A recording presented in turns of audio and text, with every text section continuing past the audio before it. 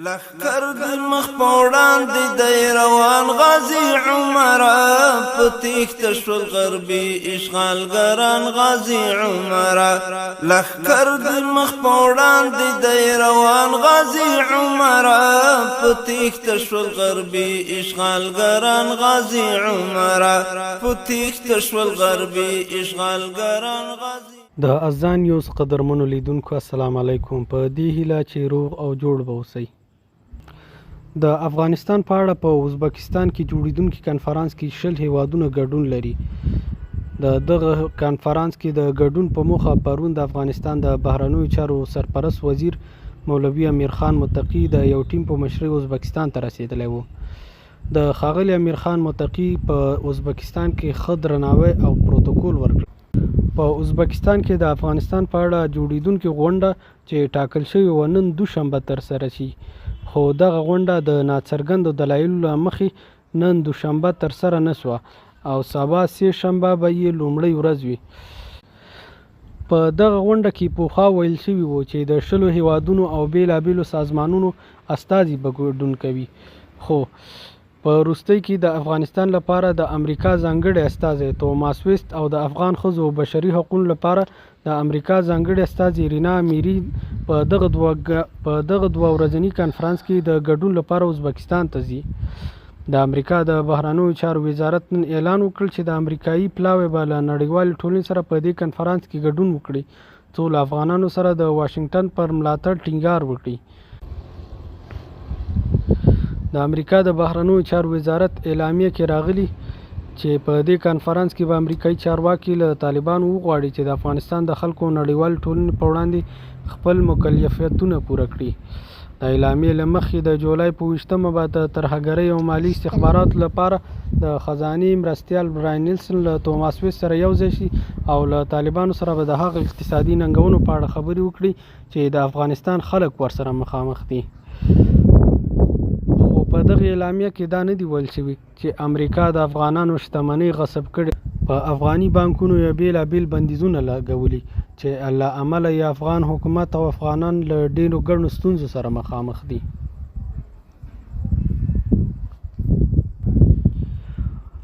ازبکستان وایي چې د افغانستان په تړاو کنفرانس کې به شاوخوا 20 هیوادونه ګډون کوي. د ازبکستان د بهرنیو چارو وزارت په یو خپره شوې اعلامیه کې راغلي چې دغه کنفرانس د افغانستان پر اقتصادي پراختیا او په دې برخه کې د همکاریو پر همغږي کولو خبرې کوي. دغه هیواد وایي چې په دې کنفرانس کې د رسمیت مسله نه مطرح کیږي او یوازینۍ موخه یې د افغانستان اقتصادي وضع او د ستونزو د حل لپاره لارې چارې لټول دي. په ورته وخت کې د بهرنیو چارو سرپرست وزیر امیر خان متقي د ازبکستان د بهرنیو چارو له وزیر سره کتلي دي. په دې لیدنه کې د افغانستان پر روان وضعیت، اقتصادي همکاریو، دوه اړخیزو اړیکو او سوداګریو په اړه بیلابیلې خبرې شوې دي. ښاغلي امیر خان متقي د رسنیو سره په یو مرکه کې وویل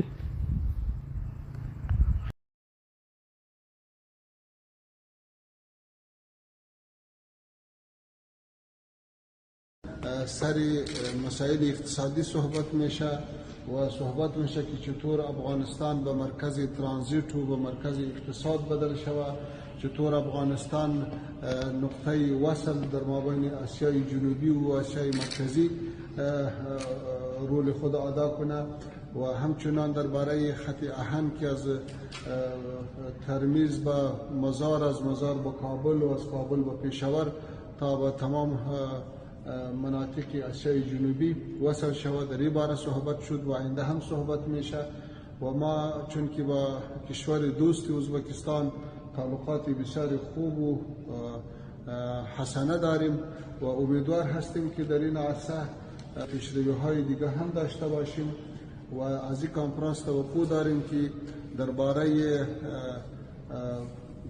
اقتصاد افغانستان و ازبکستان و منطقه یک اثر و رول بسیار مثبت داشته باشه. ما حاضر هستیم که با همه کشورهای جهان تعامل داشته باشیم، هم در بخش تعلقات سیاسی و دیپلماتیک، هم در بخش اقتصاد و همچنان افغانستان فعلا یک حکومتی داره که با همه افغانستان مسلط است و هیچ کدام منطقه از قدرت یا سلطهشان بیرون نیست. به این خاطر امیدوار هستیم که کشورهای منطقه و جهان از این فرصت استفاده خوب بکنه، چون که زمینه سرمایه گذاری در افغانستان مساعد است، امنیت تامین است، حکومت توجه هم داره، آمادگی هم داره. امیدوار هستیم که همه کشورهای منطقه و همسایه از این خوب استفاده بکنند. بله، از کنفرانس توقع امامی است که حقایقی در افغانستان وجود داره و درک کنه و پیشرفت هایی که ما در افغانستان داریم در بخش اقتصاد، در بخش امنیت، در بخش روابط با کشورهای همسایه و منطقه و جهان از اینکه درک شود به روشنایی و باز دیگه کشورها و سازمانها میتونه. د افغانستان اسلامي امارت د بهرنیو چارو وزیر ښاغلی امیرخان متقي د ازبکستان د بهرنیو چارو وزیر سره د اوسپنې د پټلۍ د تیریدلو په اړه هم خبرې کړې دي. دغه پټلۍ چې د ترمز مزار شریف کابل او پیښور ترمنځ به د اورګاډي د تلو راتلو لپاره جوړیږي. ازبکستان لیواله ده چې د خپلو سوداګریزو توکو د لیږد لپاره د پاکستان له لارې د جنوبي اسیا مارکیټونو ته لار ومومي، چې د افغانستان څخه پرته دغه چاره نشي ترسره کېدلی. دغه پټلۍ چې د افغانستان څخه تیریږي، افغانستان پکې د جنوبي او منځنۍ اسیا د نښلونکي او اتصال کوونکي حیثیت لري. د دغې پروژې د حق العبور څخه به افغانستان ته په کال کې میلیونونه ډالر عواید راځي. دغه پروژه د 4.8 میلیونه ډالر ارزښت لري. همدارنګه یو بل ویډیو چې په ټولنیزو شبکو کې لاس په لاس کېږي لیدل کېږي چې د افغانستان د بهرنیو چارو سرپرست وزیر ښاغلی امیرخان متقي او ورسره پلاوي په پراخه د امن پرنجو بد کړم دواړې سترګې تورې د سمال د شنو اوبو بدې په وچه خاوره خور کړم سپېرې دښتې بستا په سرو ګلونو کړم سمسورې سپېرې دښتې بستا په سرو ګلونو کړم سمسورې اګدم بدې وطن ګام په ګام د ښکلا ستوري د امن پرنجو بد کړم دواړې سترګې تورې د سمال د شنو اوبو بدې په وچه خاوره خور کړم سپېرې دښتې بستا په سرو ګلونو کړم سمسورې سپېرې دښتې بستا په سرو ګلونو کړم سمسورې ستا وسا ژوند دلته کلک ولاړ یم ژمن یم ستا وسا ژوند دلته کلک ولاړ یم ژمن یم کلک ولاړ یم ژمن یم نا خوال بدی نه پرېږدم په غېږه کې ستا نورې